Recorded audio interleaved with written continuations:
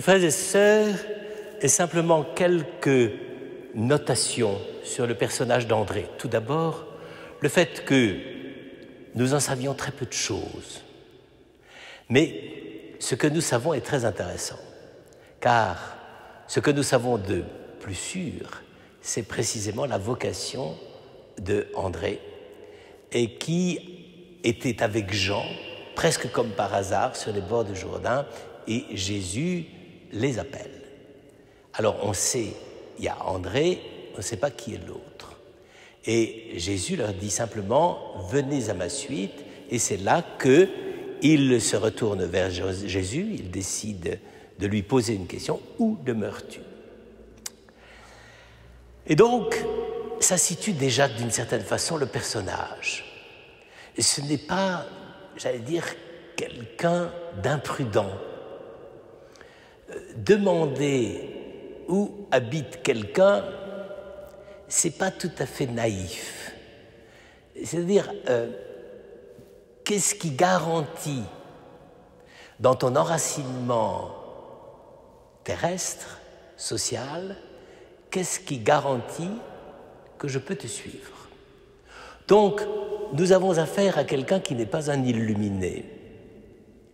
D'autre part, nous savons aussi qu'il s'appelle André, frère de Simon, et tous les deux avaient un prénom finalement grec, parce que Pierre s'appelait Shimon, le mot hébreu, mais on l'avait déjà grécisé en Simone, celui qui a le nez camus, n'est-ce pas? Et André, c'était un prénom très très grec, puisque ça voulait dire le courageux, le viril, celui qui tient dans les combats. Donc, une famille, contrairement à ce qu'on pourrait penser, qui n'était pas complètement, j'allais dire, dans le respect scrupuleux de toutes les traditions juives anciennes, parce que normalement, il aurait pu s'appeler Jacob, ou il aurait pu s'appeler Jude, ou etc. Mais non. Une famille, donc plutôt de Capharnaüm, n'est-ce pas? Un lieu d'ailleurs, la Galilée des Nations, c'est d'ailleurs déjà un gros mélange de Grecs et donc de païens et d'hébreux, mais quand même dans la tradition juive. Donc, ça fait quand même un donné préalable tout de même assez intéressant. À la fois un homme qui a les pieds sur terre et en même temps quelqu'un qui connaît la situation à partir de son enracinement galiléen, généralement méprisé, n'est-ce pas, mais qui veut quand même savoir.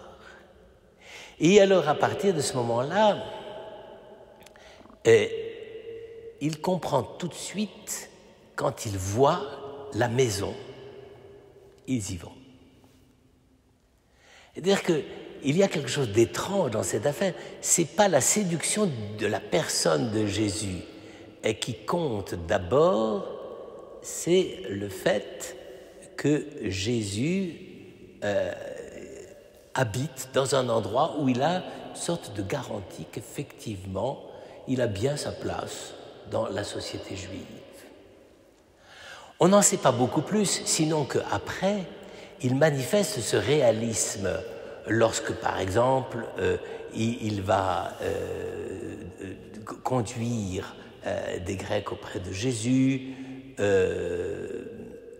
lorsque également il va intercéder pour faire la multiplication des pains. Ce sont toujours des actions qui n'ont rien de flambant, comme chez son frère Simon, mais la réponse à la situation tactique. Maintenant, qu'est-ce qu'il faut faire? Donc, si je puis dire, la sainteté de saint André, c'est le réalisme. Non pas une religion éthérée, un peu allumée, comme on dirait aujourd'hui, mais une religion qui est en face même des réalités auxquelles il faut faire face. Et donc, si je puis dire, ça a une conséquence, c'est que André aimera le Christ et le suivra, non pas simplement pour des rêves, faire que Israël domine toute la planète. C'est pas du tout son style. C'est faire que l'appel qu'il a reçu soit transmissible et effectivement transmis.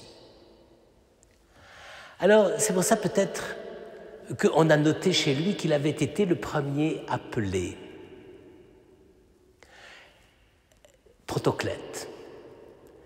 Il a été appelé avant Simon-Pierre, il a été appelé avant tous les autres, puisque l'autre, on ne sait pas qui c'est l'autre. Mais il a été le premier appelé.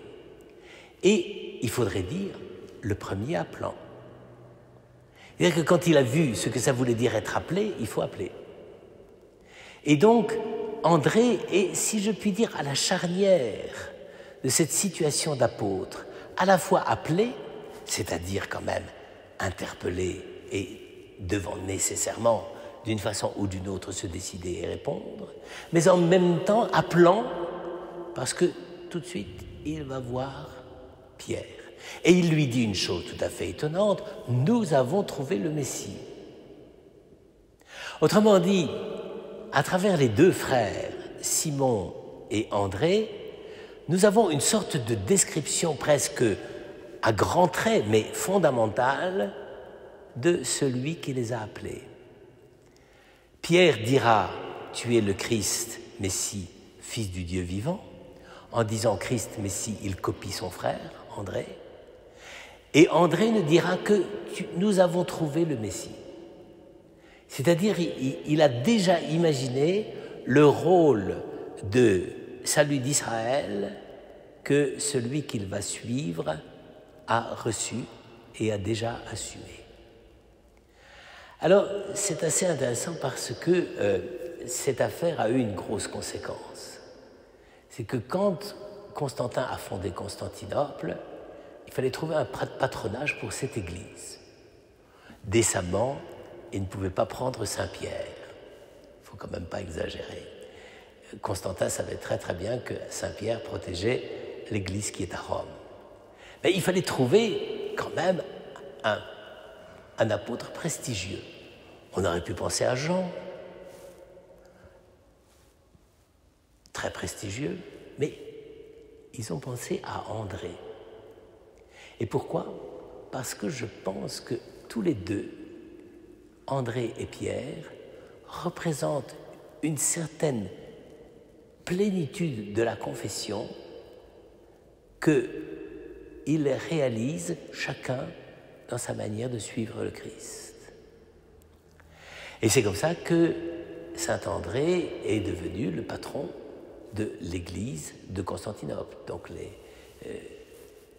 tout cet ensemble qu'on a appelé l'église d'Orient.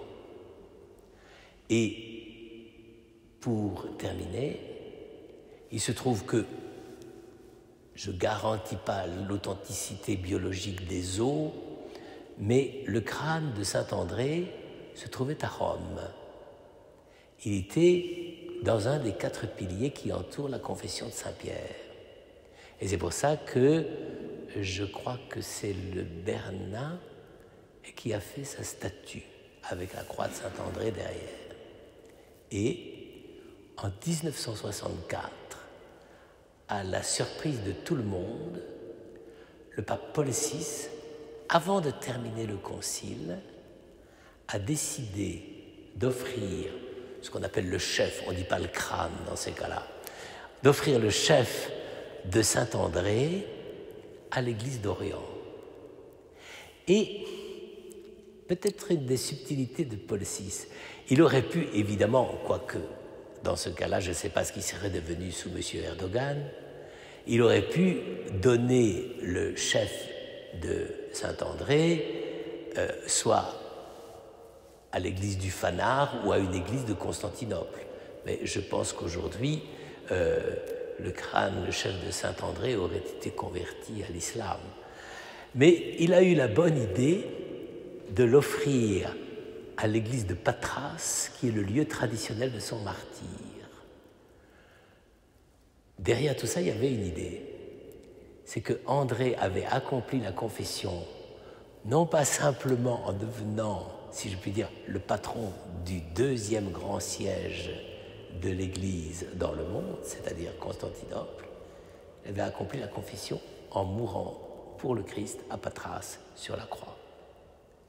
C'est pour ça que d'une certaine façon, nous devrions vénérer André comme le patron de l'écuménisme. Parce que je pense que c'est cela, un des aspects.